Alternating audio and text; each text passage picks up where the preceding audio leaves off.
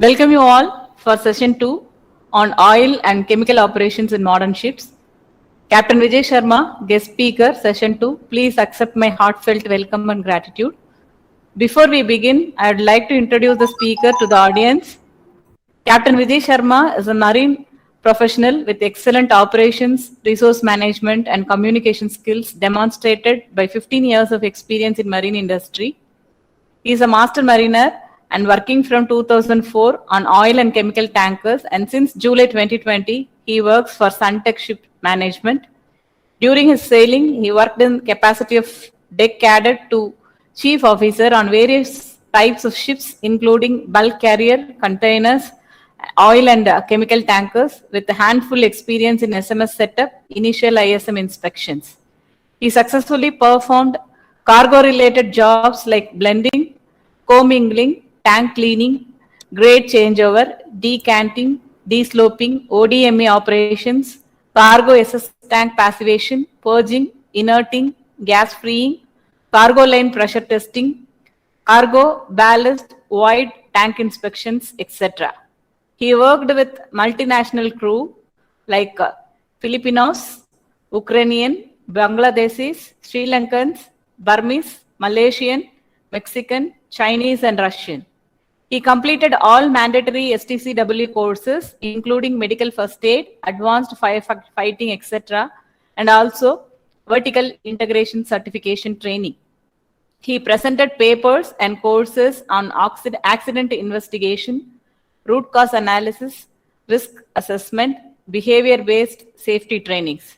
He has made YouTube presentation on unsafe method to secure pilot ladder by using shackles, which has been appreciated and uploaded by various international websites. He is an active member of Maritime Union of India and All India Institute of Marine Pilots. He was selected among top 6 cadets by Mitsui OSK lines during pre-C selection all over India and ranked among top 5 students in TS Rahman in pre-C training. He is an active YouTube and Instagram influencer, spreading maritime awareness, teaching maritime educational content to young, aspiring, and existing seafarers. He is also a visiting faculty for many maritime institutes in India. His works are recognized by Nautical Institute Australia as Maritime Champions of Change for inspiring diversity and inclusion of women in maritime industry.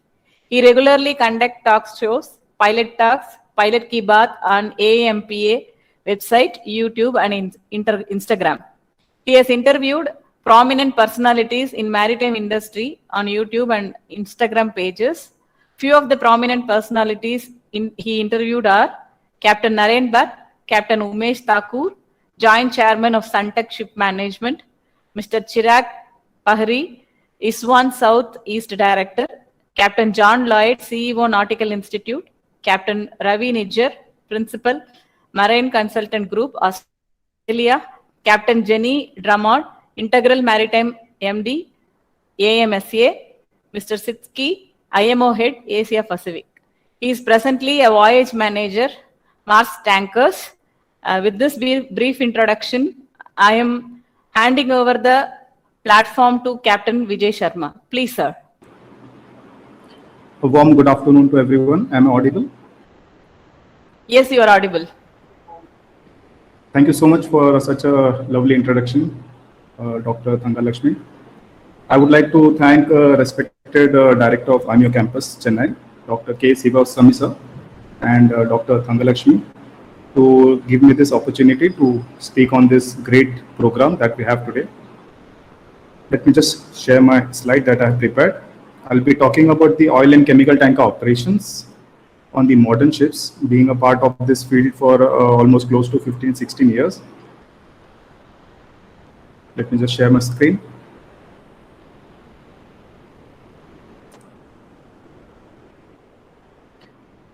Is my screen visible?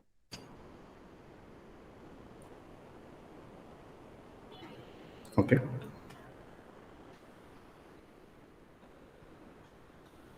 So this is the slideshow that we have. I'll be using the mixture of the slides as well as the videos that I have personally collected. and prepared to let you be very active in what I'll be sharing today. So as we have already discussed about myself, I'll not spend much time here. So I'll be starting a new role as a voyage manager with Maersk Tankers. I've decided to step ashore and explore the units ashore. I was lucky to be selected by Maersk, so I'll be starting this role next week onwards. I have a sailing experience of close to 16 years, including 12 years on the oil chemical tankers. I also teach at few institutes, a member of All India Maritime Pilot Association as well. Now let's go with the basics about the oil and chemical tankers. The first oil tanker were two sail-driven tankers that were built in way back in 1863 on the England's River Tyne. So basically what happened was the ships that were designed those days were not type specific. They were just general vessels. So they were made with the same elemental concept, without considering the fact that the different cargoes needed different degree of care and attention. As we all know that shipping is very dynamic. So over a period of time, the vessel started becoming more and more evolved. The needs for specialization was seen worthwhile. Also, as we know that there was an increase in the international trade, which demanded a high quantity of the single commodity, for example, the crude oil, for example, the various different grades of oils and chemicals, for example, the jet fuel, diesel oil, gas oil, from one place to another. This was the primary reason for introduction of different type of ships. At that time, the tankers emerged as a main mode of transportation to carry bulk liquids from the refineries to the global market. On the way, as different energy products emerged, the need for different types of tankers came into the real picture. As we all know, we have now product tankers, we have crude oil carriers, we have dedicated gas carriers, we have LPGs, we have LNGs, we have chemical tankers, and on chemical tankers also we have dedicated methanol tankers as such. This is one image which shows about the Glokov, the world's first oil tanker, the modern oil tanker, as you can say. It was the first true oil tanker with separate tanks, and it had close to 8 tanks.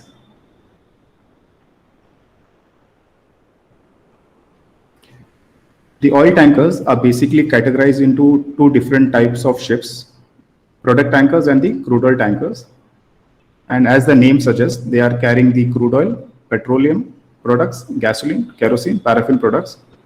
They carry the petroleum products in bulk, and the size is measured in the range of deadweights or tons, which ranges from 10,000 to 5,60,000 deadweight.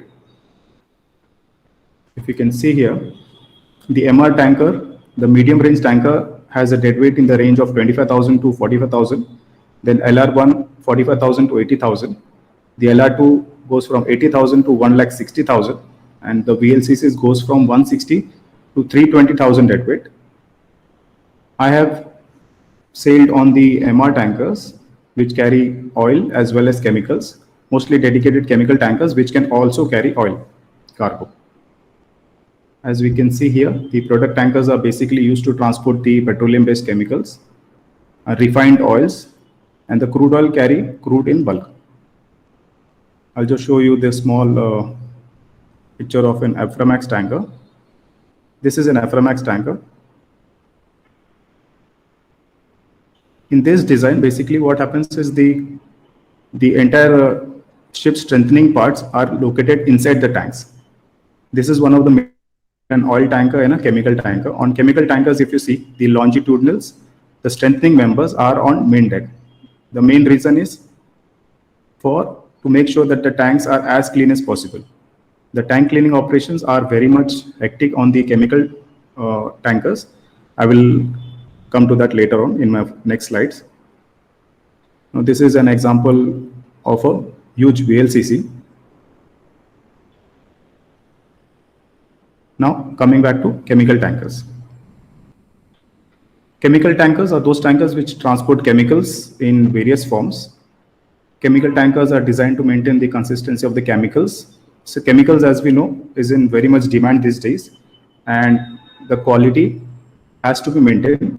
So if we are loading a chemical on board our ships, we get the certificate of quality, and when it is being discharged, the sample is taken and the certificate of quality is analyzed again.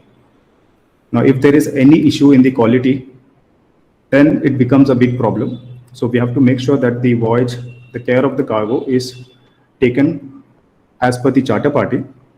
And when we are discharging, we have to follow all the safety and basic tanker precautions. So the chemical tankers are the stainless steel types, which are quite expensive, and those stainless steel ones will not be the bigger ones, the bigger ships. The bigger ships, the MR range comes in coated tanks. The coating consists of either phenolic epoxy or zinc paints. Now the modern coating has evolved, and we have interline as well as marine line. Marine line is the top of the coating right now in the market. Now, if we categorize chemical tankers into various categories, so we have, as per the IBC code, we have 3 types of chemical tankers: type 1, type 2, and type 3. So type 1 is basically the most strictest of all the chemical tankers. It's designed in such a way to withstand the most serious environmental and safety hazards. So if you can see here, the quantity of cargo that can be carried in any one tank is 1250. So that means there is a quantity restriction in type 1 ship. This type of ships are quite less in the market compared to the type 2 and type 3 ships. Type 2 ships are basically the ones which carry most of the normal chemicals which is available in the market. Type 1s carry the hardcore chemicals. Type 2 carry the average the chemicals which is toxic, flammable, but not as strict as the type 1 chemicals. So in type 2, the chemical products with less severe environmental and safety hazards are carried in the type 2 chemical tankers. And here the requirement as per the IBC code is the quantity should be less than 3000 cubics in any one tank. Now coming to the chemical tanker type 3, which transport products with amply severe, the easiest of all is the type 3 ones, which require a moderate degree of containment in a damaged condition, which can be referred to as a type 3 chemical tanker. Now, what are noxious liquid substances? Noxious liquid substances are any substances which is indicated in the chapter 17 and 18 of the IBC code. I'll come to that slide again, which falls into the category of X, Y, Z. Now I'll show you an example of a chemical tanker, how it looks like. This is one of the big chemical tanker companies, Odfjell Tankers. Now in this, if you can see, the frames are on deck. We have lots of fittings on deck. So inside the tank, there is minimum of the structural fittings that you will see inside the chemical tank, which makes it more advantageous to clean the tank, to load, to discharge, and also for effective stripping.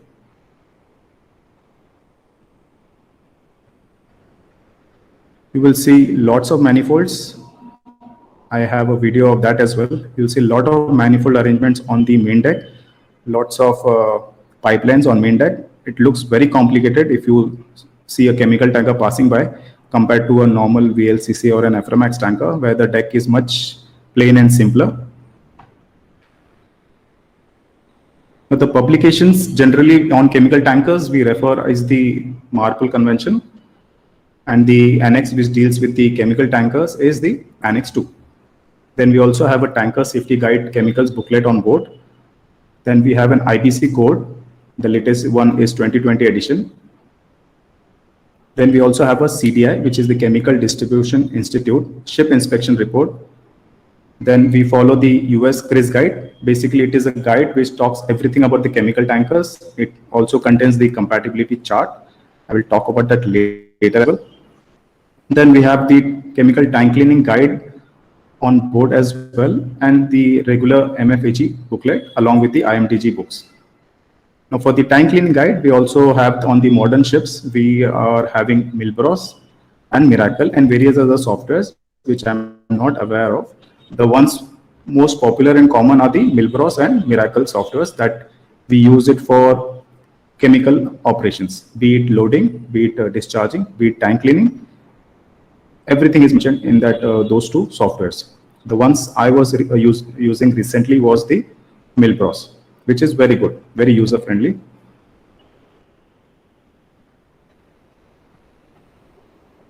Next, we will talk about the IBC code. Now, IBC code talks about, so whenever you get a cargo that you have to load on a chemical tanker, the first thing you do is you have to see that the cargo is onto your certificate of fitness. Now, just a small tip for you guys. The ones that I mentioned in bold are the ones which will be available in the multiple choice questions at the end of this program. So do pay attention to the bold ones. So we refer to the certificate of fitness, which is a certificate which is mandated by the SOLAS convention.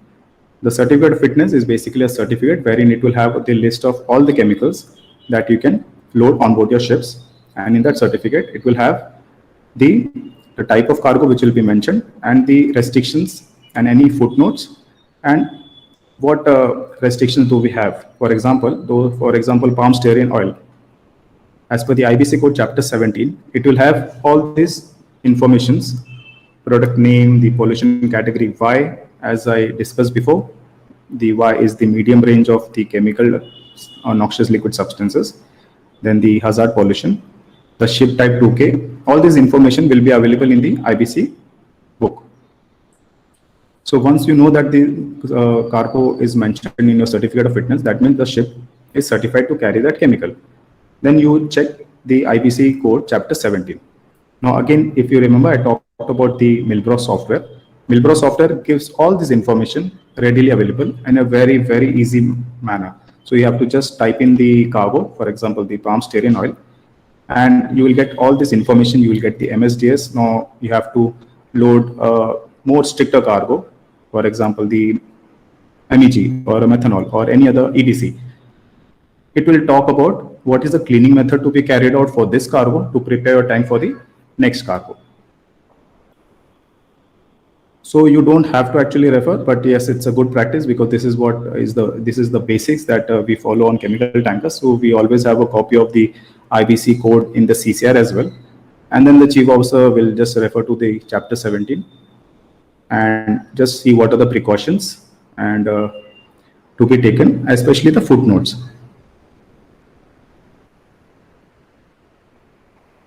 Here it talks about whether the tank's venting should be open venting or closed controlled venting. Then the flashpoint, yes, open gauging, closed gauging. Then vapor detection, toxic and flammable. This is important. Some cargoes are toxic, for example, benzene. Some cargoes are flammable. Paraxylene is a very flammable cargo. So there are certain precautions that you have to take pertaining to a toxic cargo, pertaining to a flammable cargo. Now, those requirements will change if the cargo is toxic or flammable. So as a chief mate or as a chemical operator, you should be knowing which cargo is toxic and flammable. Then the fire protection, ABC, again, it's a normal practice to refer the IBC code for all this and the footnotes. One of the footnotes will mention that the cargo requires a MARPOL document to be carried on board the ship. So this is the one example of the MARPOL shipping document, which is compulsory to be carried after the cargo is loaded. So in this shipping document, it will talk about the cargo name, which is as per the PL, then a product name as per the IBC code. This is compulsory. You need to have a proper name as per the IBC code and which should obviously be matching with your certificate of fitness. Then the tanks where it is loaded, then the date of loading, loading point. These are the normal commercial entries that you will see. The discharging port. These are the ones which is important for any cargo that you're carrying on board your ship. The melting point, the viscosity, and the temperature at which a cargo has a viscosity of 50 MPas. Now these three sections are very important for a person working on a chemical tanker, the mate and the master. Why? Because your entire operation lies on this. Now, if you're carrying a vegetable oil and if you're not aware of the melting point of the cargo, then chances are very high that you will end up solidifying the cargo, and then it will become a big nightmare for the operators as well as for you to discharge the cargo and get it back in the liquid state. So you have to you have to be careful of this melting point. You have to always ensure that the voice temperature and your discharging temperature is more than this melting point of this cargo. Also, if you go into the details, then you also have the pre-wash requirements. Those are the advanced parts. Now that is money. And if you fail to keep the temperature above the melting point, which is required as per MARPOL, what will happen is you will end up losing money for your operators. So if you don't discharge at a temperature of more than 10 degrees, then you will need to do a pre-wash operations at the discharge port. That means it is a mistake of the captain as well as the chief mate. Then there will be a barge which will be involved, and if you're in US or Europe, it's very expensive. So you have to take care of this melting point, and the same goes for the viscosity, because the pre-wash is applicable for both the columns, for melting point as well as the viscosity.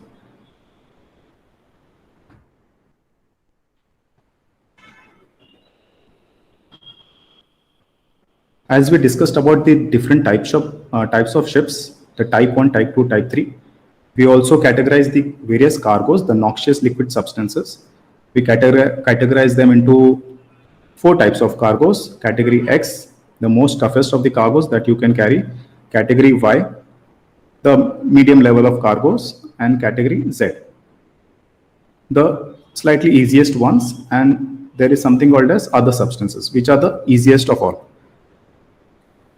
So category X stands for if they are discharged into the sea from the tank cleaning or deballasting operations, they will present a major hazard. So this is the one which is important for the category S. They will present a major hazard to the marine resources or human health. Category Y will present just a hazard to either the marine resources or the human health. Category Z will present a minor hazard. So in these 3 definitions, the only difference is here on for X, it talks about major. In category Y, it talks about a normal hazard. And in category Z, it talks about the minor hazard. Now, either of these 3, if the cargo doesn't belong to XYZ, it falls under other substances. They fall outside the category of XYZ, so they are known as other substances. And where will you find the information of this cargoes? You will find it again in your IBC code or your onboard softwares that you have. Okay, and of course, it will be in your certificate of fitness. The categories of the cargoes will be mentioned in the certificate of fitness.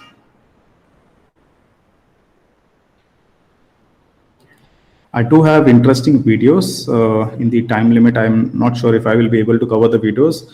I'm more keen towards the visuals part. So let me see if I can cover the slides as quickly so that I can cover maximum videos, and then we can discuss on the videos. That will be interesting.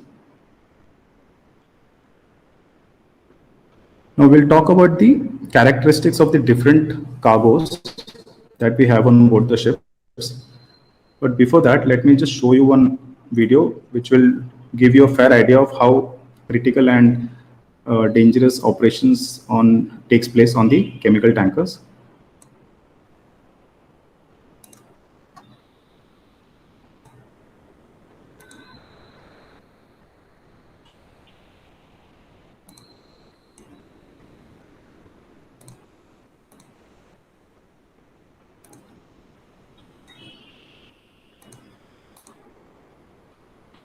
Okay. Is this VLC video visible? Yes, visible. Okay. Let me just play this. It's a short video. This is one of the Stolt vessel and Baudalian. Real footage. It's not animated or any graphics. Let's watch it.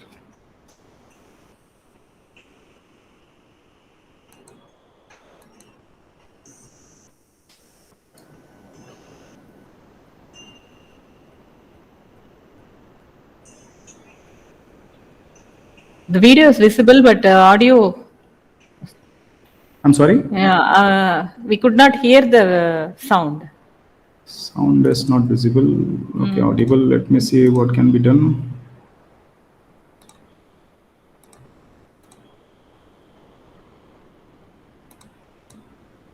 Any settings that I need to do for presenting the audio? No, you are presenting on a tab or window. It's a laptop. Okay.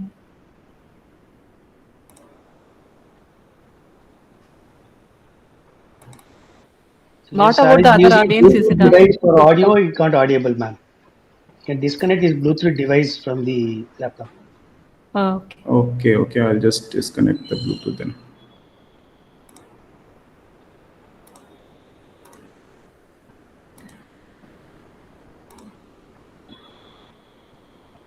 Okay, let me try sharing a window. Maybe.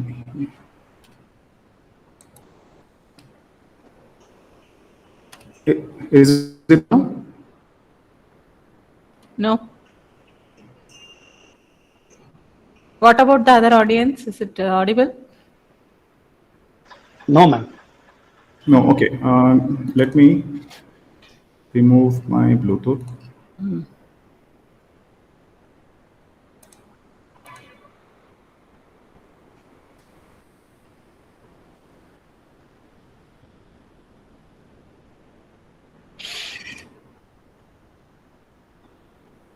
I'm sorry for the issue. Yeah, it's okay.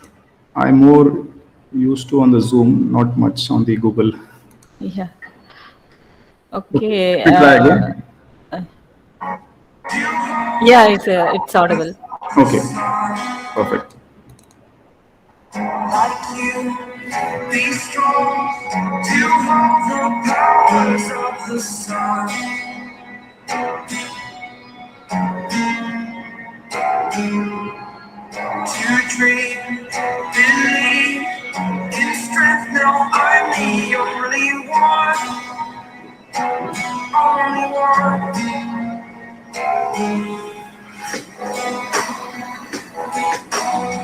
Hearts are not ordinary mind.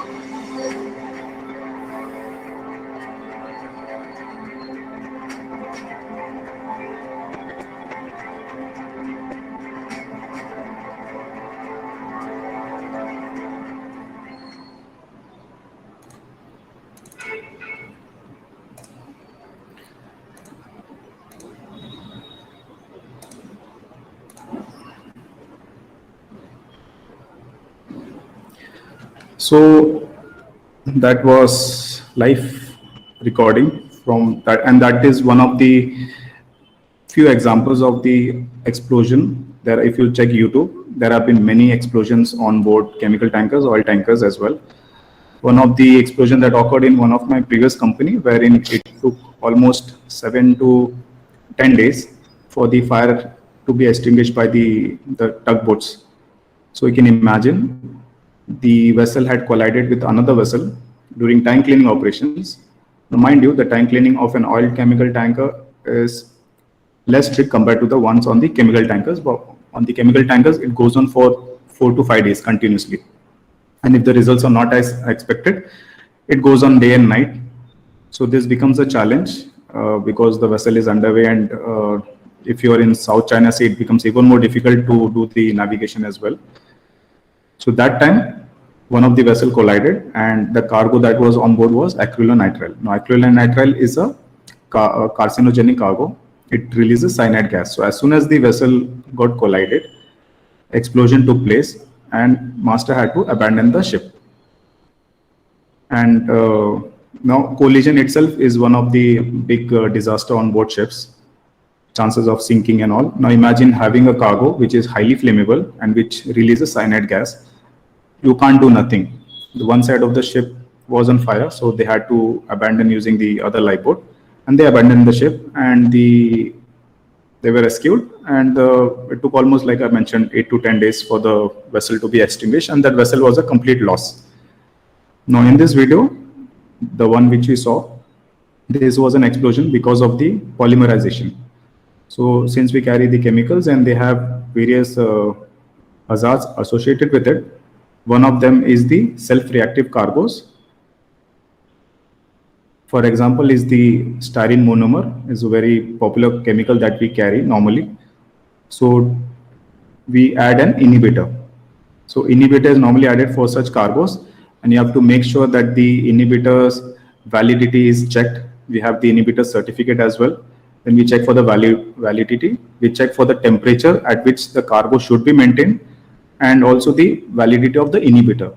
Now, inhibitor has a validity, for example, 40 days. So within 40 days, you should be able to discharge the chemical. If not, then we also carry extra inhibitor just in case you exceed your voyage duration.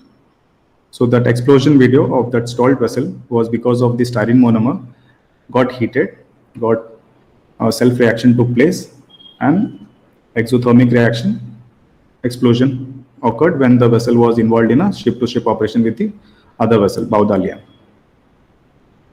Now we also carry the cargoes of high-density cargoes. Those are the caustic soda. The density is more than the density of the cargo tank. So that time we cannot load the normal 97.8% or 98% on board ships. Then we have to adjust the cargo percentage using a mathematical basic formula. So we cannot load 98% for the high density cargoes.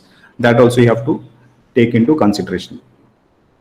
Then the other hazards that are associated with the corrosive cargoes. Corrosive cargo, another example is the popular one is the caustic soda. The corrosivity hazard.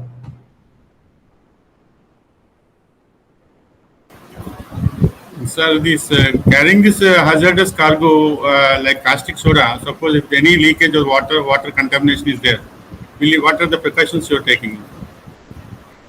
Okay, sir. Yes, Sharma ji. Yeah, I'm Murthy. Yes, sir. Nice to meet you. Nice.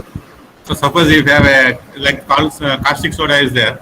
Suppose if any leakage, water leakage, something like that. Suppose if any contamination with the water, then definitely they'll have a chemical reaction like a sodium ion with water. Maybe suppose if any exothermic reactions, a new compound is forming, and then what are the precautions you are taking during manuring? Okay, the basic rules that we have in the company SMS policies for every cargo that you are loading, you have to follow the company's PP procedures and follow the company's guidelines and the operator's instructions for loading this cargo. Now, suppose something happens, which is like emergency happens. So that time you have the company's emergency checklist procedures. For that, we have to keep the, for example, we have the emergency contact sheets ready. We have the MSDS ready, and every MSDS will mention that in case of any leakage, this is what you're supposed to do. In case of any physical contact with that chemical, this is what's supposed to do.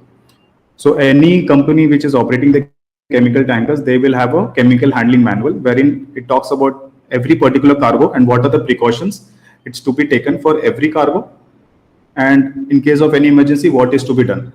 On the chemical tankers, like on the oil tankers, we have the normal SOPEP drill, wherein there is an deck or a bunker spill on deck, and we do the drill and we create a scenario. On the chemical tankers, we do another drill, toxic release or such chemical cargoes. That time we have extra PPE on board, for example, the IBC suits that is required by the IBC code, and we have the splash suits. So we have to make sure that for every cargo, for example, the toxic cargo, if a cargo is toxic, you cannot go and fight or tackle the emergency without wearing the IBC suit. So for every cargo, there is a separate, there is a unique requirements that we have to follow during the emergency purposes. Thank you, sir. Thank you. Nice.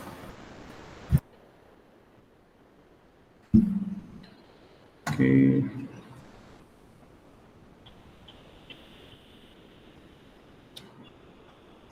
Thank you.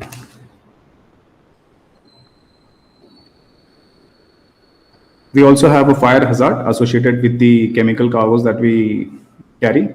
Health hazards. In the chemical cargo trade, we deal with the toxicity of the cargoes, and every cargo will be talking about a threshold limit value, wherein it talks about how much ppm a human can withstand for 8 hours a day. So we also have to check, and it's available in the MSDS, the TLV values. There is also a short-term TLV for getting exposed for a 15 minutes duration of time. We also talk about the solidifying and high viscosity cargo. If you remember, I talked about the marble shipping document. Those are applicable for this solidifying and high viscosity cargos. Solidifying, basically, it's the veg oil, the palm oil, the vegetable oil that we eat in our homes. We carry that in bulk, the palm stearin, the palm fatty acid distillate. Those are the high viscosity and the solidifying cargos. I have a very beautiful video for that as well. Toxic cargos, benzene is one of the big cargo that it's a very common cargo. ACN is another one, acrylonitrile, as I talked about. For toxic cargos, you have to be very careful. Now, there are different precautions that you take for the solidifying. And for vegetable oil, people go down into the tanks. I will show you the video. People go down into the tanks after the tanks are gas free, and then they do the squeegee operations. But we don't do that for the other chemicals. You are not supposed to enter any tank, or even the vapors, you are not supposed to get exposed. Now, if there is a cargo being loaded, acrylonitrile, whenever you are loading a cargo, okay, you cannot take the cargo sample at the manifold without wearing a proper IBC suit. That is a full gas tight suit with a SCBA. So you're not even exposed to these vapors of this acrylonitrile when you're taking the cargo sample. So those are the precautions. But when you're taking a sample of a vegetable oil, that time you don't need to wear that IBC suit. So all those procedures will be mentioned in your company's chemical handling manual, or in your it talks about in the basically we follow the company's chemical handling manual, and also it will talk about the IBC code. The IBC code, it will mention the toxic, so you have to take all the precautions pertaining to toxic and flammable. Static accumulator cargoes, The other cargoes where the possibility of static generation is quite high. So those are the ones wherein we will take the precautions. Simple precaution that what we follow is when you're loading a static accumulator cargo, we load it at a 1 meter per second. Now 1 meter per second comes to how many cubics per hour? That is mentioned in the ISGOT, also in your company's manual. For 8-inch line, it comes to 116. For 12-inch line, it comes to maybe 160. So when you are doing an initial loading into any tank, you do not exceed this value. So when you're doing a ship show meeting with the loading master, you talk to him and you tell him that I will be loading this cargo at a rate of 110. So that is for the static accumulator cargoes. And when you're going on maximum, even though maximum you can take is 1000, but as per the company manual, for 7 meters per second, it says that you can load only 800. So that time you cannot go more than 800. And also you follow all the static precautions. Whenever the cargo has been completed loading, you do not introduce any foreign objects into the tank for a period of at least 30 minutes. That is again one of the precautions that you have to take for the static accumulator cargoes. Just a quick rundown on the fire hazards. Some of the cargoes which are flammable, which will be mentioned again in your IBC code as well as your Milbros Miracle softwares. If it talks about if it is a flammable cargo, then your tanks has to be inerted or purged after loading or padded after loading. So that time on chemical tankers, unlike the oil tankers, if you are aware, we use inert gas, but on the chemical tankers, we use generally nitrogen system. Nitrogen is much cleaner, and since chemicals trade, the quality and the purity is very important. Nitrogen is much clean and much easier to use for the chemical tankers. Air pollution hazard, yes, when we are loading the high volatile cargoes, it gets released into the atmosphere. So during those cargoes that we are loading, some of the terminals, they have a vapor return line. So whenever you're loading any chemical into a tank, we have a vapor return line connected. So all the vapors which is generated into the tank gets transferred ashore by the use of the vapor return line to avoid the air pollution hazard. Health hazard is mentioned in your MSDS. Any chemical that you're carrying will have something or the other hazard for your health. It can be corrosive, like you mentioned about the caustic soda. If there is a caustic soda spillage and if the person is not wearing a proper chemical gloves, it might cause corrosiveness on his hand, cause readiness. So that time he has to take the emergency precautions and go to the eye wash and shower, take a quick shower. Poisonous, most of the chemicals are poisonous. Toxic vapors and long-term damage to eyes or the nervous system. One of the experience I had on one of the ships with this acrylonitrile, again another toxic cargo, that we have an antidote kept ready in the CCR for emergency purpose. If you're exposed to this ACN vapors, you can immediately die within few minutes. So at that time, if somebody who's exposed to ACN for any reason, then there is an antidote kept on board. You have to break the capsule, put it close to your nose, put on a any cloth, probably a handkerchief, and he has to be rushed to the doctor immediately. If not done, then the person is going to die. So that is one of the hazards that is very pertaining to the people on board the chemical tankers. Now, sir, if you talked about the precautions, what precautions and what we are supposed to do during any emergencies that may take place. So this is one of the standard PPE format for the chemical tankers. Level 4 is the simple one, that is the basic one. The top end, the most severe or the toughest chemicals, the most dangerous chemicals, you will be following the level 1.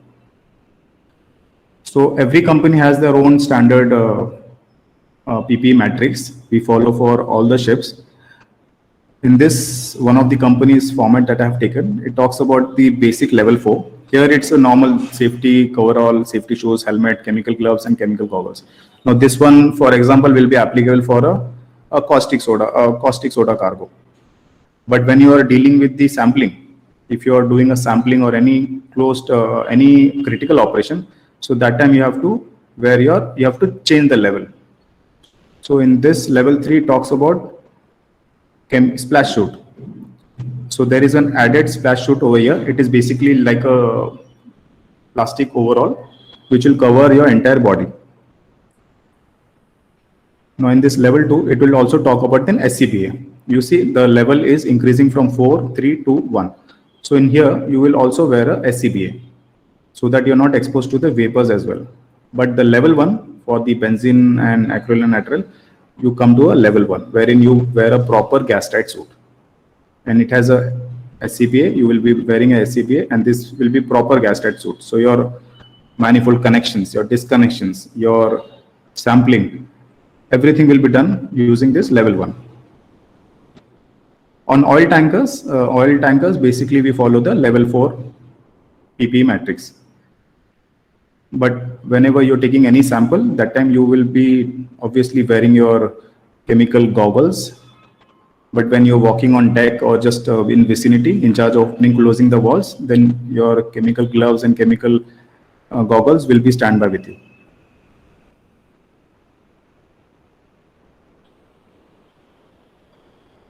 We also have a P&A manual, which is the Procedures and Arrangements Manual on board the chemical tankers, that is mandated by the Annex 2 of MARPOL.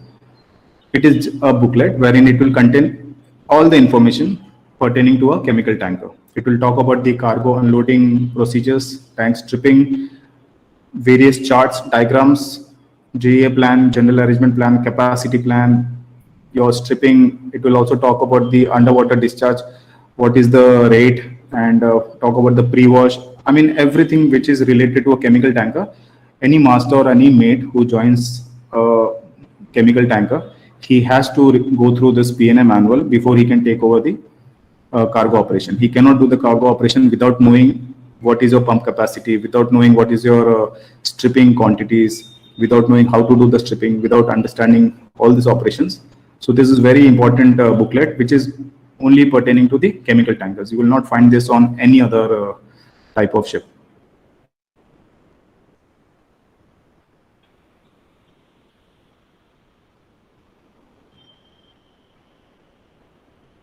Whenever you are getting a cargo by an operator, that you have to plan this cargo. So in case of that explosion, there was a styrene monomer loaded in one of the tank, and now since it is a polymerizing cargo, it is a cargo which is not supposed to be heated that time. And if you're carrying a vegetable oil or any other cargo that you are planning to heat for discharging purposes or to maintain the temperature during the voyage, obviously you cannot load a heated cargo adjacent to a polymerizing cargo. So in that other ship, what they had done was they had kept a gap of one tank between those two. But what happens is, if you're heating one port cargo and one starboard is not supposed to be heated, what happens is, because of the common bulkhead, if you're heating one cargo, automatically the cargo temperature in the other tank also gets heated up. So you have to also take into consideration this factor. Even though you're keeping a gap of one tank space, chances are very high that it will heat up. One of the ships that I did, we were loading a heated cargo in one port, for example, one wings, and we had heated cargo in 3 wings. So the temperature of 2 wings was automatically more than the required temperature because of the adjacent bulkheads heating. Also, if 2 chemicals are incompatible, for example, one port has a X chemical and one starboard has a Y chemical, and you have to refer to this cargo compatibility chart. CRIS code, the US CRIS book, talks about the compatibility chart, but nowadays on the softwares, it is very easy to check the compatibilities. So mostly we use, practically on the modern ships, we use the softwares. So you check if the cargos are compatible to each other. So you cannot load an incompatible cargo with each other. So this cargo compatibility chart, it's not that clear. It has group of reactive cargos and cargo names over here. If it says X, okay, that means, for example, this sulfuric acid and there's another chemical over here. If it says X, that means it is incompatible. You cannot load incompatible cargoes having a adjacent common bulkhead. So that is again one of the jobs of the mate and the master, of course, to check incompatible cargoes are not loaded. Now you cannot load vegetable oil and incompatible cargoes. For example, if there is any leakage into the bulkheads and the cargo from one tank goes into the other tank, reaction may take place and explosion, fire may occur. That is one of the reasons we have to check the compatibility chart before planning any cargo operations.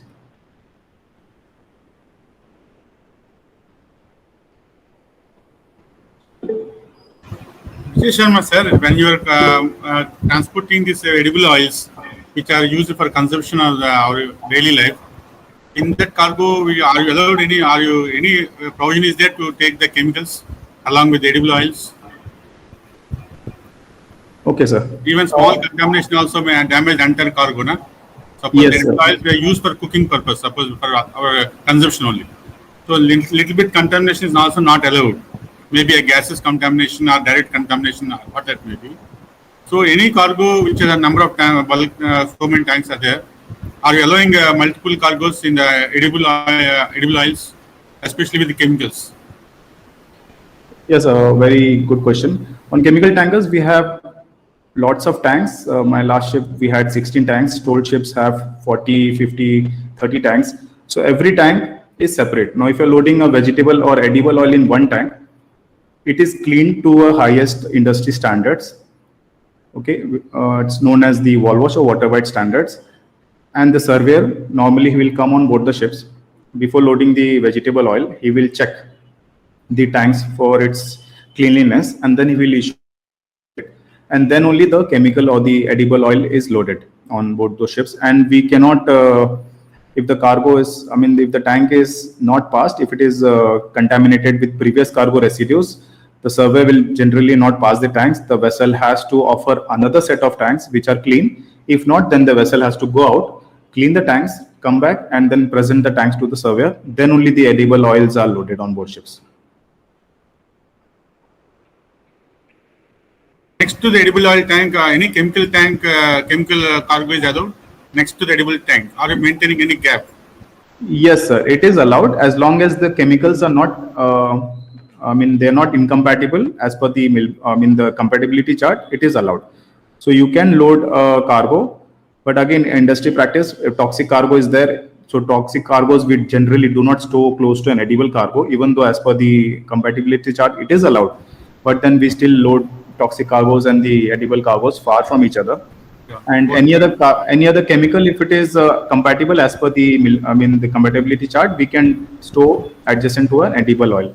And the lining and the pipeline is totally segregated. It has nothing to do. If you are pumping out, for example, one tank which is containing edible oil, it is nowhere going to be connected to any other tank. So there is no chances of any contamination taking place with any other tank which is having any other cargo. But as a precautionary cause, measurement, will the captains will allow this edible oil with next to the tank like a chemical tank, or you are maintaining any gap as a precautionary cause? Suppose from the commercial or business point of view, may allow, but suppose as a master you want to take does not want to take much risk, and then any restriction from your end you'll put that no, I don't want to allow the next tank because the chemical may be compatible, not compatible. I don't want to do like that. I want to maintain some gap like that. Is there any cases like that?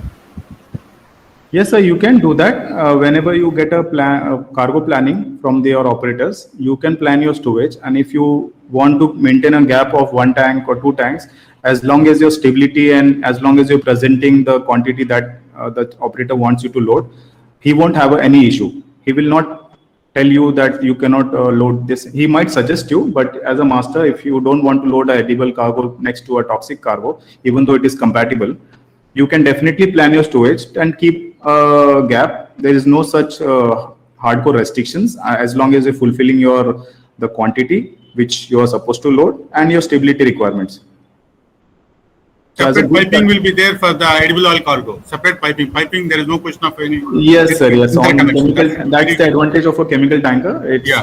all the tanks have a separate piping system. Every tank has a separate vapor system, Yeah. separate PV walls. Everything is separate on the chemical tankers. On the oil tankers, there are, for example, one port and one starboard are connected by a common pipeline. So if the same line is used for both the tanks, but on chemical tanker, it will be separate pipe for one port, separate piping for one starboard, separate pumps for each. So there is no chances of any contamination. The only contamination that will take place is if you have forgotten to remove a connection between those two tanks. Now that is, very huge error on part of any chief officer or the pump man.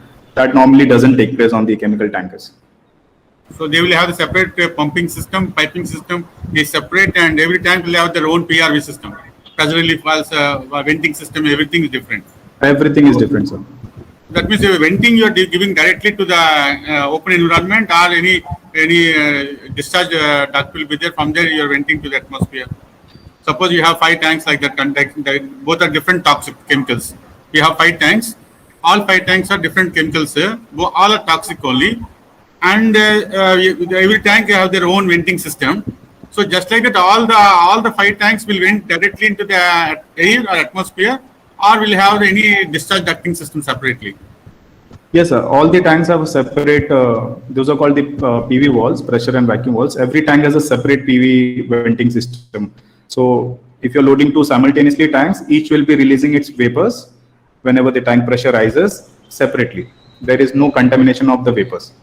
So now suppose the MARPOL Act is there. As per this venting system, when the gases are released directly in the environment, is there any restriction that this much of the quantity should be released into the environment? Like that, any restrictions are there in the port vicinity or in the different areas, like maybe in the deep sea? Some different rules will be there. But once you're in the port, when the venting system is releasing the vapors, is there any limit for regarding the MARPOL? Not in the MARPOL. In the IPCT code, it talks about the controlled venting and the open venting. Open venting is just keep your tanks open or the purge open, but in control, it only gets released through the PV walls. Now, PV walls it's a normal design wherein it will lift only when there is a pressure in the tank which exceeds. When it exceeds the design pressure. Exceeds more than loading pressure. It's 1.25 times the loading pressure. As per ASME code.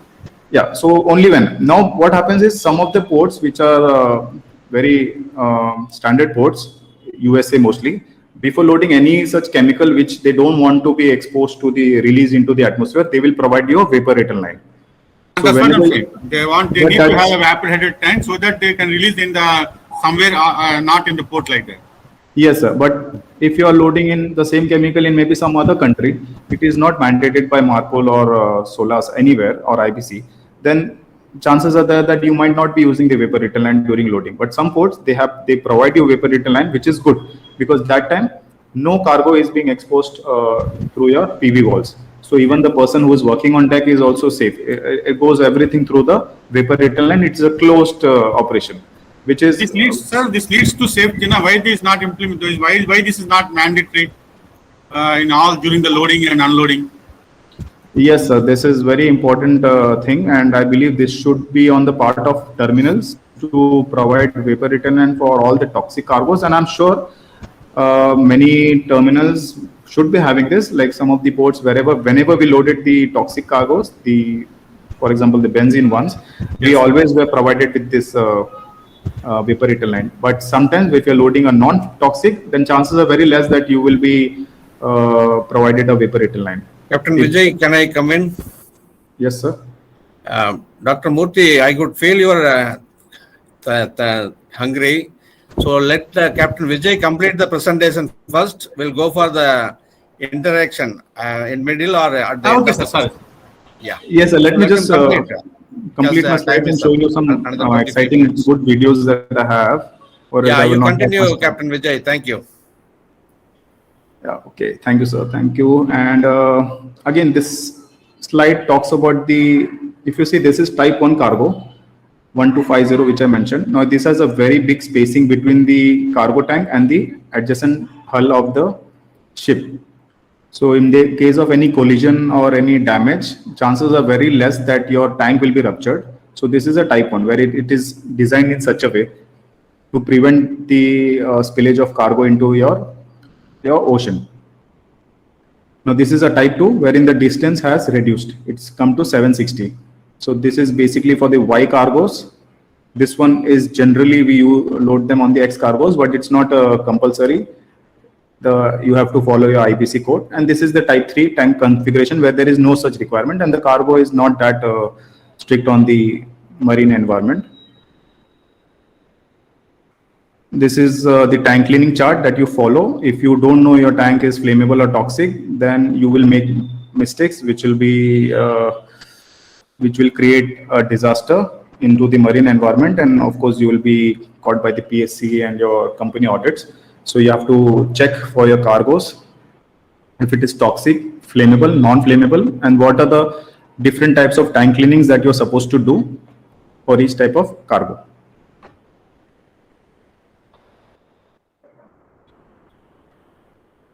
A short description of whenever you get any cargo, you check your cargo compatibility chart. You check if the cargo is available on your certificate of fitness, which is very important. Check your chapter 17. Then you see the requirements if it is water white or Volvo standards. Most of the chemicals will be water white standards, and some of the chemicals which require strictest tank cleaning for those chemicals. Most common ones are the methanol and the monoethylene glycol. You will have to prepare a tank for the Volvo standards. Then you do loading operation, which is normal, which is common on the oil and chemical tankers. Follow your precautions. Then you have to take care of the cargoes during your loaded voyage. You have to, for the vegetable oil, you have to make sure that the temperature is maintained as per the range given to you.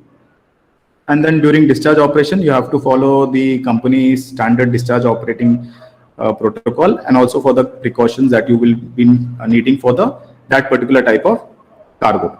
For vegetable oil, you have to discharge at some temperature to avoid pre-wash. For the other chemicals, you have to follow the closed and open venting and all that stuff. Now, on the oil tankers, we have a SIRE inspection. Okay, so that is held mostly once every 6 months, but nowadays it is held quite often, 3 to 4 months. But on the chemical tankers, we have an inspection which is known as the CDI, Chemical Distribution Institute. So this is again one of the tough inspections which is carried out by the third party, and that is, it takes place on board chemical tankers only once a year.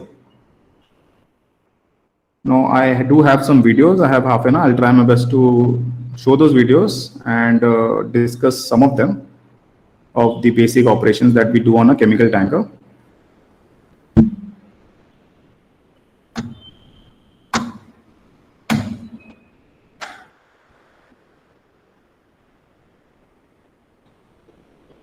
Give me some time.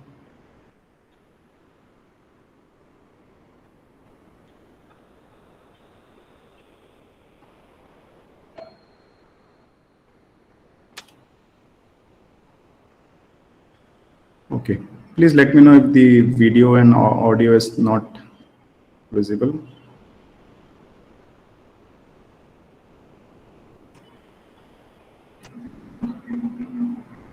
It is common only on. Was it audible and visible? Yeah, loud and clear. Okay, now this video, these are all my collections of videos, as you mentioned that I teach for the chemical and tank operations.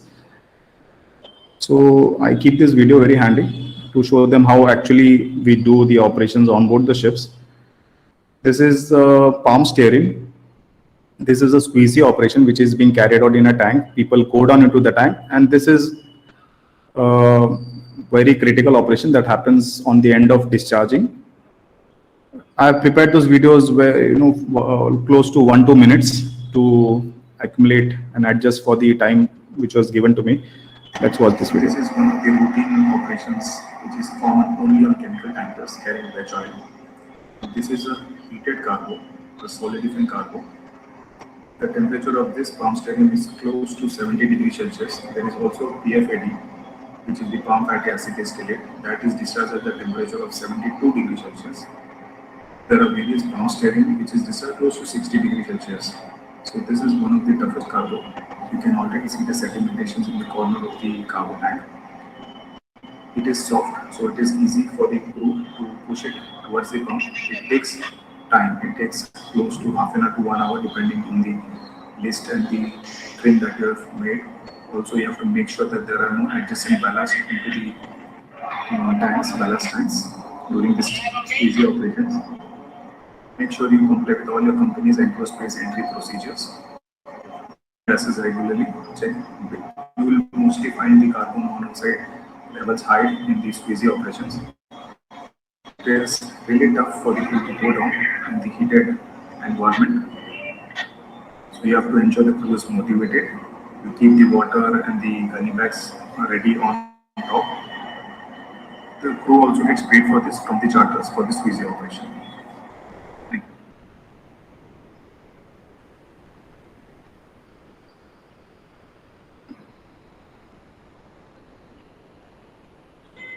So that was one of the operations that we do on the vegetable oil carriers.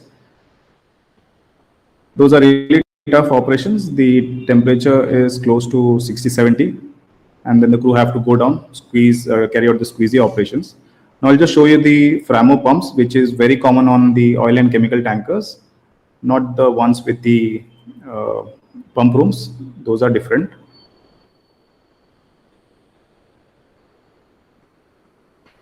This is the local controller for the Framo. Once you take the is it visible? Yes, visible and audible. CCR. You have to turn this controller into the clockwise direction to start the pump locally.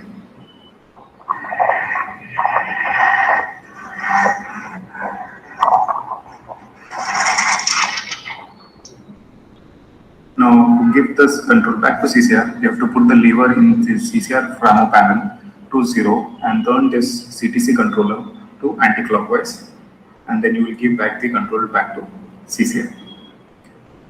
Now let us try once more time. Okay. To 120, 140. Now the pump is running. Now let us look how the pump stack looks from within the cargo. Thank you. This is just the fresh water. The tank has already been cleaned. This video is just for the demonstration purpose. It's only a fresh water. So that was the Framo pump in operation. The tanks were cleaned in the final stages. And Framo pumps are mostly common found on the tankers, and we have to do the normal purging precautions, purging routines of the Framo pumps. If your Framo pump is inoperational and it is not taken care of, then if the cargo is loaded and your Framo pump is not working, you will be on a big disaster mode. So that time you will have to use the emergency Framo. Now normal MR range tanker Framo capacity is around 500 to 600 cubics per hour, and the portable Framo is 100 cubics per hour. So that time it will be very time consuming, and also you have to do a pre-wash operations because you're not carrying out the discharging operations using your normal method. So I'll just show you the portable Framo, which is there on every oil and chemical tanker with the Framo system. This is used only in case of emergency. This is the portable Framo pump. We'll be doing the testing. The testing is carried out every 3 months. This is the hydraulic pressure hose of the portable Framo pump, going all the way to the controller.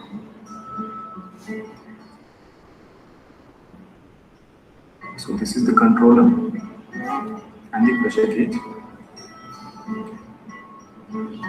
This is the controller from where we control the pressure.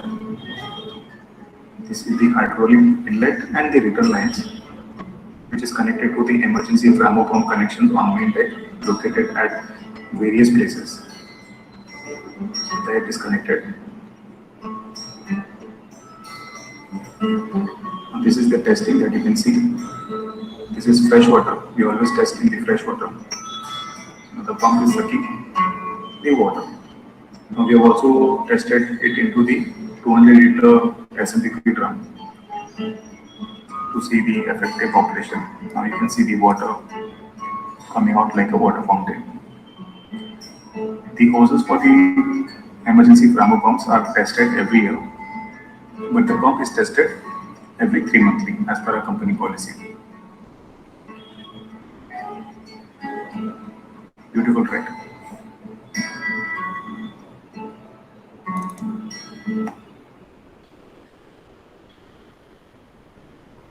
So that was the portable Framo, tested every 3 monthly on board ships and used only in case of emergency. So far, I had to use only once when I was second mate. That was a long time ago. Next, I would like to show you the cargo tank, which I'm sure it will be very interesting. This is a typical cargo tank on board the chemical tankers, which is common. The design is very common on all the ships. This is a slop-board cargo tank. This is the steam coils. That is the Marpol drop from the manifold drain. These are the various fittings, the radar, the drop line, the ullage buckets, the nitrogen inlets. That is a drop line. This is the fixed machine, 25 cubics per hour capacity. This is the slop ODME recirculation drop. Now we are inside the tank. These are the various steam coils. You can see that is the Framo pump stack. This is a slop board. So there is a decanting line as well that has been removed in the dry dock. Now this is the Framo pump stack. It should be cleaned while loading any cargo. You have to inspect if all the fittings and all the nuts, bolts are in place. Now this is the cofferdam purging pipeline. That is the cofferdam.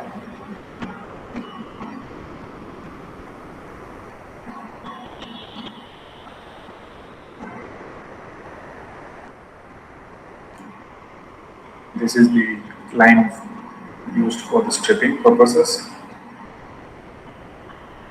This is the discharge line split into two. This is the discharge stripping line, you can say.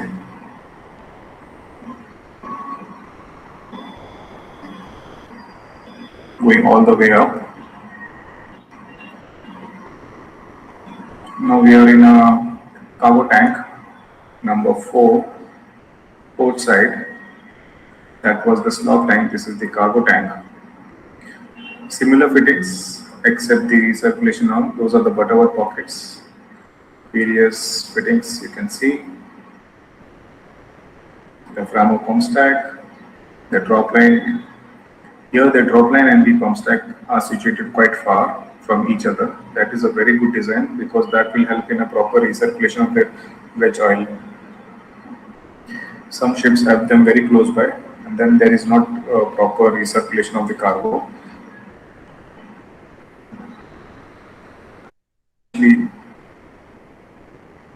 Thank you so much for watching.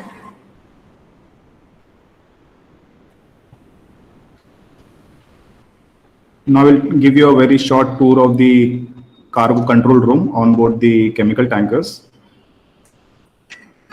Let's have a small tour of the CCR. This is the nitrogen ballast Aconist. Now this one has the your Aconist panel wherein you will get all the readings of the cargo tanks, ballast tanks. This one is the your ballast water treatment system, and other fittings you will see here is the nitrogen, the fire alarm panel, everything. Now here is the Framo operating system. The controls are here, and Chief Officer working on the loadicator. There is a loadicator here. He is working on it for his next cargo.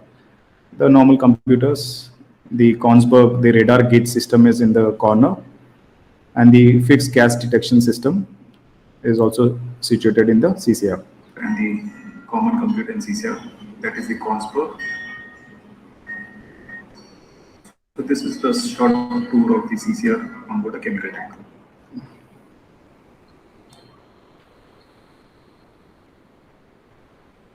Next, I will show you the tank inspection that a chief mate normally does once the tanks are clean, and then to decide on the further cleaning, which is very important. On the oil tankers, normally you clean the tank and mop dry the tank only for loading jet, but on chemical tankers, you do it for any cargo. So the basic, what you do, the strictest on the oil tankers is the basic on the chemical tankers.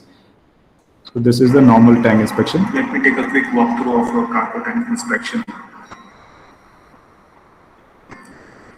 You have to just check for the bulkheads for any residues of the previous cargo. You have to check for the steam coils.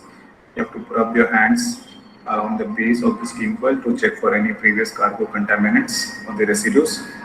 Then the U-clamps and the nut bolts should be clear of any cargo residues.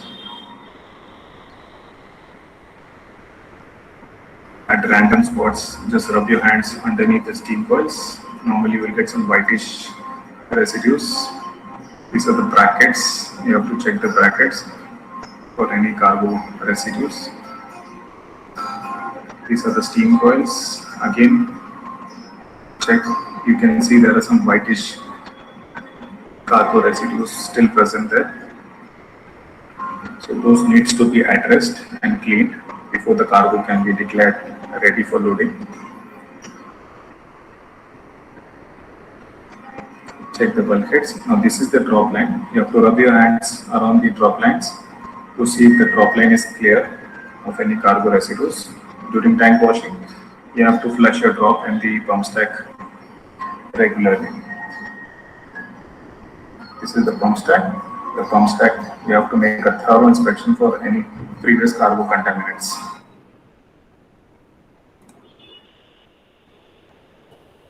So far, any questions on the videos which I have presented? Participants, you can unmute yourself and ask the question, or you please post your question on the chat box. Sir, I have a question. This is Mansha Sharma. Yeah, please go ahead. Sir, since you showed us the videos of you inspecting the cargoes and everything, so what are the challenges faced by you or the other people that are on the ship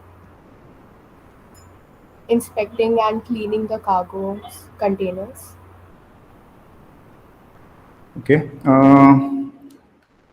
Operations on chemical tankers is very hectic. The tank cleaning for a normal, like if you have 16 tanks to prepare for washing, it takes close to 2 days for a normal washing. I mean, say normal washing. And if you have been instructed to load a very strict cargo, so that time we will do even further cleaning using the chemicals. So it takes close to 4 days, at least 4 days, depending on the size of the ship. And that also, it becomes very hectic, and you have the portable hoses to pull, you have to change your machine heads. So you have to keep the crew motivated, charged up, boosted all the times. You have to give them proper adequate rest as well. Then depending on the success of your tanks that you have passed, for example, out of 16, you manage to pass 12 tanks, you still need 4 more. So that time the chief mate has to decide, okay, he will give rest to this crew and then get the other crew and do further preparation for the other tank cleaning work. Because unless the tanks are declared ready by the master, the vessel cannot declare, tender NOR for loading operations. So this becomes very hectic, and sometimes the weather is not conducive. Not always you will have calm seas. Sometimes you'll be underway. So that time you will have swell, you will have traffic. So sometimes you get passing showers, and it's even more challenging at that time. So yes, I believe it's very challenging for the crew. And other thing, I have seen that most of the crew that you get on the chemical tankers have not seen or experienced before. Very out of maybe 10, you will see that only 4 or 5 have previous chemical tank experience. So that becomes another challenge to teach them the basics, because sometimes they will give you ideas which is it will be a disaster for the tank. So that time you have to teach them the basics during tank cleaning operations. So that's very critical and very a big challenge for the mate on board ships. And of course, it's another challenge is sometimes the mate is also not a chemical hand. So then it becomes a challenge for the master. Okay, sir. Thank you. Sir, another question in the chat box. Safety arrangement while loading and discharge. Okay, it's a big topic. Big topic. You follow your ship show checklist. General, I will just run down the loading. You are alongside. Then the loading master will come on board. You already have your storage plan ready, which is approved by the charterers. Then you have to comply the ship shows checklist. Now that's almost 12-13 pages ship show checklist as per the ISGOT. You and the loading master will discuss. Then the survey will come on board the ship. He will check your tanks, approve them if your tanks are clean, not clean. And then you follow your company's pre-loading checklist, company's during loading checklist. You follow all those precautions. And basically, in simple terms, is you should not have any spillage during loading, and you should not have any injury, any exposure to any chemicals. So you cannot bypass safety on board the tankers. Now that is applicable for oil and chemicals. You cannot bypass safety. Sir, I have my own question. In modern days, have we reduced the accidents because of these kind of precautions we are taking? The accidents, as long as human error element is there, I believe accidents will take place. But then again, the quality of crew, the competency of crew and officers also come into picture. The ships have become more modern. From the analog method, now we have digital and we have all these softwares available. But the quality of the human elements, I've seen that it has gone down. You have all this trainings, everything given, but how many of them actually apply on board ships? Now that becomes a very big challenge for any cargo operation.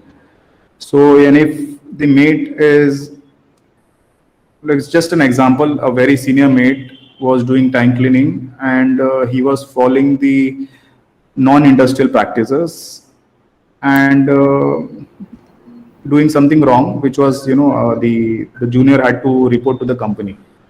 And then it came to my notice, and I found out that the guy is an old chemical hand. So it was a shocking for me that a person with a previous chemical tanker experience can make such a blunder. So that is one thing that is beyond your control, the human element factor. But yes, the design and everything, it's evolving. The ships have become more designed, the machines have evolved. The tanks design is such that there are not many blind sectors. It's very easy to clean these days. The machines are advanced. But yes, you can't change the human. So yes, training, chemical tanker advanced training, chemical tanker training, the in-house training which is given by the company, and the initiative by the individual personals, be it ratings or be it officers. They have to take initiative, they have to learn and do whatever is there in the company standard procedures. But ultimately what I follow, you should make sure that there are no oil spill, there is no chemical spill, and there is no injury to you or your team members. So there is another question. Does chemical tankers take part in STS operation? Okay, STS is between two vessels, either underway or stopped. It is a common practice, and yes, chemical tankers do take part in the STS operation. The video that we saw was between the bow and the stalled vessel. That was an STS, so there's no restriction for the STS for any chemical. I believe it should be common for the gas tankers as well. Sir, in the video you have shown, like when a large fire hazard, the crew is evacuated, and still you said that there are many days to cease the fire. And what about the emissions made on the sea? Like, will it be affecting the underwater lives? Do we take any measures for that, for controlling that?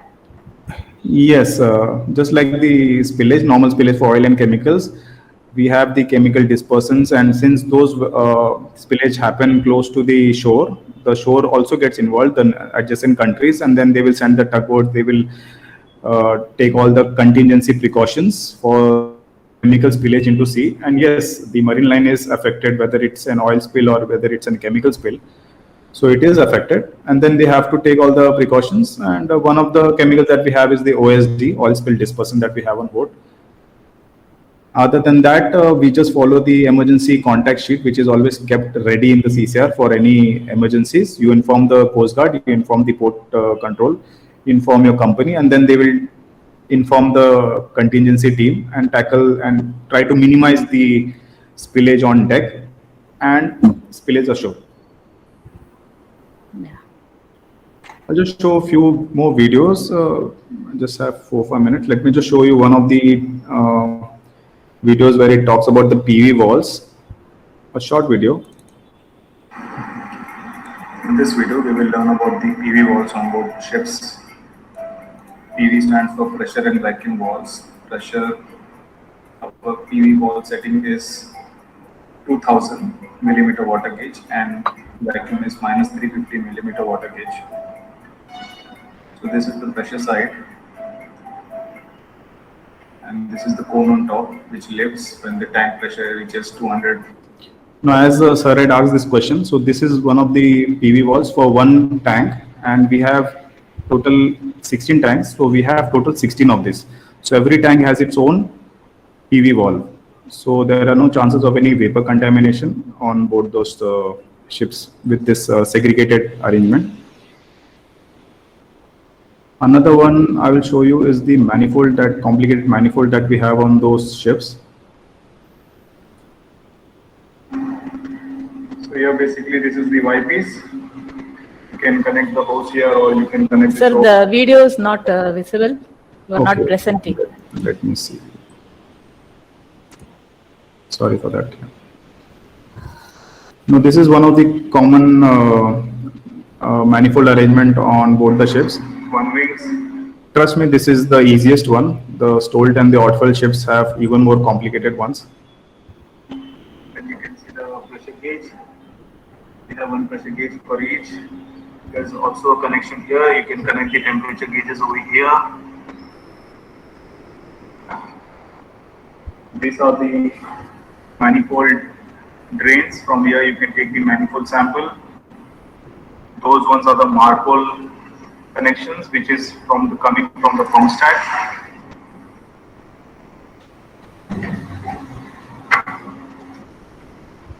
This is the annex to line.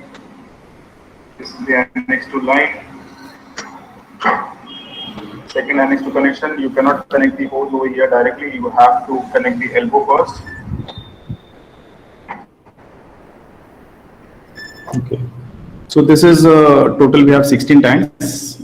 So this is the normal arrangement of a tank having 16 connections. So this is the port side, this is the starboard side. So every tank has its own connection. Now, if you are loading the same type of cargo in 2 or 3 different tanks, then you can use this U-piece or the cargo hoses to loop them, and then you can load them accordingly. But if you're loading separate cargoes in separate tanks, we have to load them separately. There should not be any connection between those tanks. Yeah. All right, so... Sir, there is only one question Yes. in the chat box. Is there any alarm system that detects leakage of toxic gas by cargo on deck? Okay. On the ships that I have sailed on, there is no such alarm system, but we carry the portable gas meters on board ships, and then this portable gas meters is carried by the personnel. That is the normal PP level. So the ABs and the OS who are on deck, they will be carrying this portable. So that will measure your S2S and your carbon monoxide along with your LEL and the O2 content.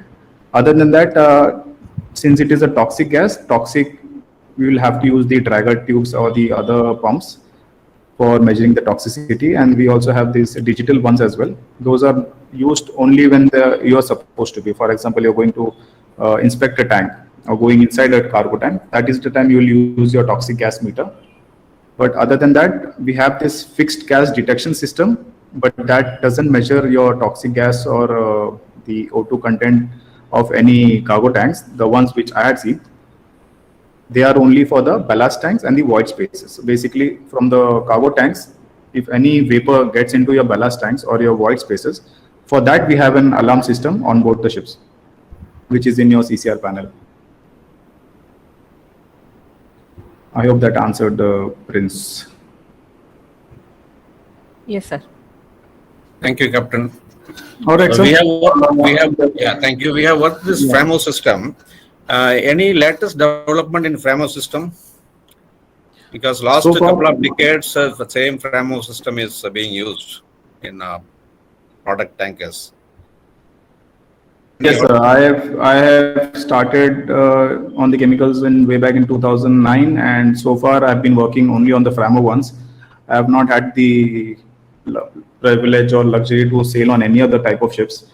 So I've been seeing FRAMO system, but yes, I've seen them evolve. It has become more easier and friendlier to use. But other than that, I have not seen any other type of pumping system. Yeah, it's very easy to operate. At the same time, if you get some problem, it will keep on, a problem will arise. So we had a very tough time with the FRAMO system. So that's what any alternate for this FRAMO system is not yet available in the industry other than COP. COP and FRAMO, yes. So I have had the experience only on the FRAMO ones. I have not done the COP ones. But I'm sure that whatever ships I see or I see my colleagues go on, most of them are FRAMO, if it is not COP. Okay. All right, sir, I do have more videos, but I think the time is short, and oil chemical tankers is a very vast topic.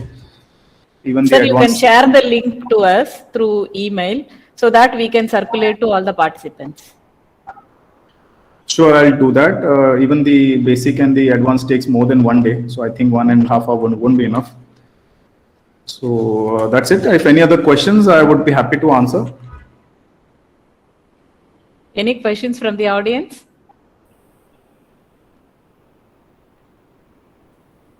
So if no more questions, thank you, Thangalakshmi ma'am and Dr. Sivaswamy sir for giving me this opportunity to speak for this prestigious institute and this program. So thank you so much. Thank you. Thank you very much, Captain Vijay. So we had a very good presentation session. This is very much useful for non-mariners. All your videos and your presentations are excellent. Really, they enjoyed. Well, thank you. Yeah, thank you very much, Captain Vijay Sharma, for your informative presentation. The videos that were shown were both informative and interesting. Thanks for the virtual tour on oil and chemical tankers. Even being a non-mariner, we could able to see how it is being happening. The stages and all you have explained very well. Actually, it was a real-time video. Thank you for your time and for the real-time videos presented. Thank you very much. Thank you so much. Thank you so much. Thank you. Thank you. Thank you, participants. We can reach